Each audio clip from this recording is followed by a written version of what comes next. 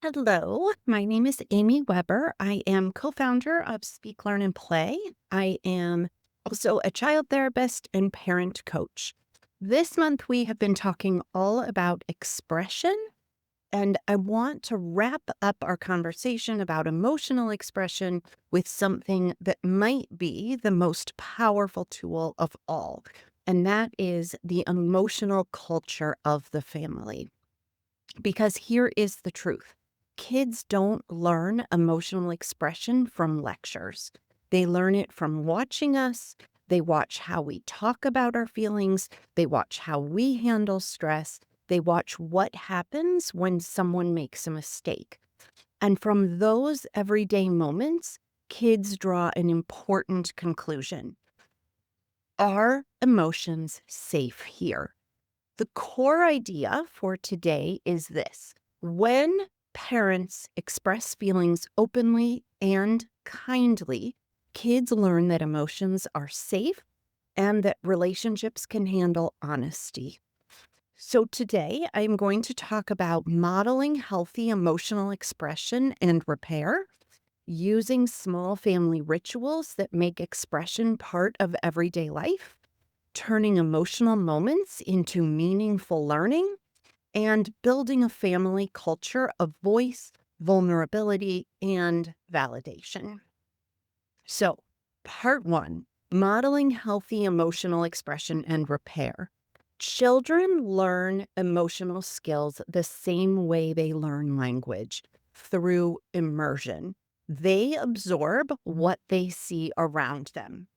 If kids grow up in environments where emotions are hidden, minimized, or explosive, they may learn that feelings are either dangerous or shameful. But when adults model healthy expression, kids learn something different. Feelings are normal, they can be handled. This doesn't mean parents have to be perfectly calm all the time. In fact, kids learn a lot from seeing imperfect moments handled well. For example, you might say, I got really frustrated earlier and raised my voice. I'm sorry about that. I'm working on slowing down when I'm feeling overwhelmed. That moment teaches several powerful lessons. Adults have feelings too. Mistakes happen. Relationships can recover. This process, called repair, is one of the most important emotional lessons children can experience because kids do not need perfect parents. They need parents who show that relationships can bend without breaking. So, how can we use rituals to make expression part of everyday life? Emotional expression grows best when it's not limited to crisis moments. Instead, it just becomes part of the everyday rhythm of family life. One of the easiest ways to do this is through simple emotional rituals. For example, some families share highs and lows at dinner. Each person answers what was the best part of your day, what was the hardest part of your day. Other families do quick feelings check ins before bedtime. You might ask, what was one feeling you had today? Or did anything surprising happen today? Some families even have playful rituals like rose, thorn, bud, which is something good, something tough, and something you're looking forward to, or emotion of the day. The goal is not to analyze the feelings. It is simply to normalize talking about them. When expression becomes routine, kids learn talking about feelings is just part of how our family works. So, how can we take those moments of expression and turn them into moments of meaning? This is a powerful parenting move, and it's something I call meaning making. This happens when we gently reflect on emotional experiences after the moment has passed. For example, after a hard day, you might say, you were feeling really nervous before that presentation, and you still did it. That took a lot of courage. Or You and your friend had a disagreement today and you both worked it out. That took a lot of patience, and that's how friendships grow. What you're doing is helping your child connect emotions to personal growth. You're showing them that feelings, especially hard ones, often carry information about what matters to us.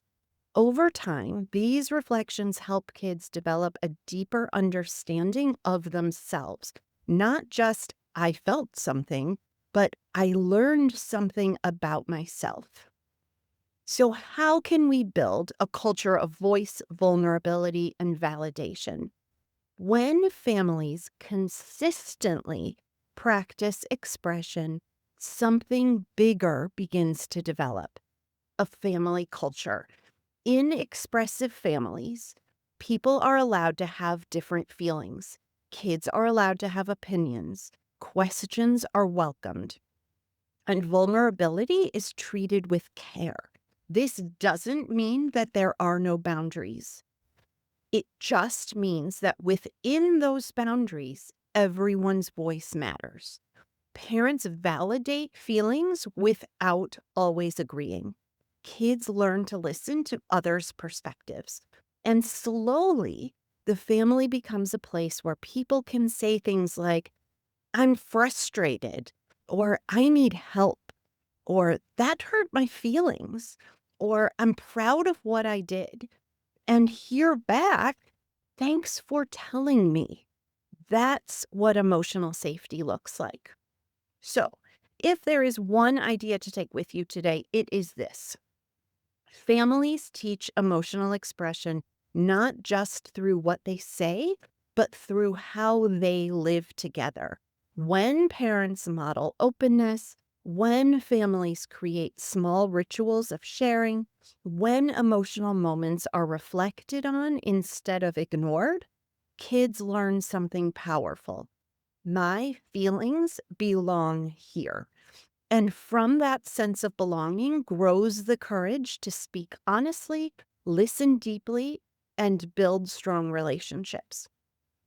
In other words, kids learn how to use their voice and how to honor the voices of others.